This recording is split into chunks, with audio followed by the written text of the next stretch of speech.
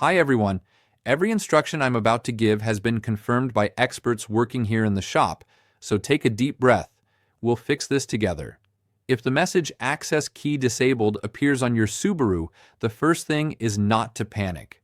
The car is basically saying, "Hey, I'm not detecting you properly, so for safety I'm disabling the key." This doesn't mean your engine is damaged or your key is broken, but it does mean the keyless entry system is having trouble reading your key fob. The most common cause and the first thing you should check is your key fob battery. Yes, that small battery inside the key fob that we all forget to replace on time.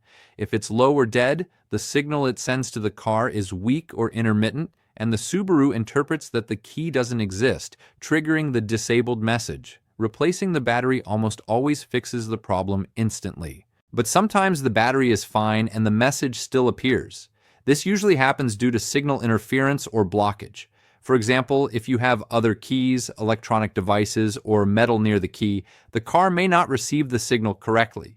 Some mechanics have said that simply moving the key to another spot in the car or holding it near the start button solved the problem.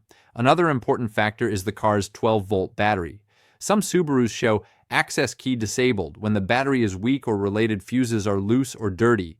In these cases, charging or checking the battery and cleaning the terminals can make the system recognize the keys properly again. And yes, there are cases where neither the key battery nor the car battery is the problem. In these situations, the Subaru keyless access module may need to be reprogrammed or reset. This usually happens after a prolonged power loss or if the system got misconfigured. In such cases, the dealership or a specialized shop with the proper tools can resync your keys with the car.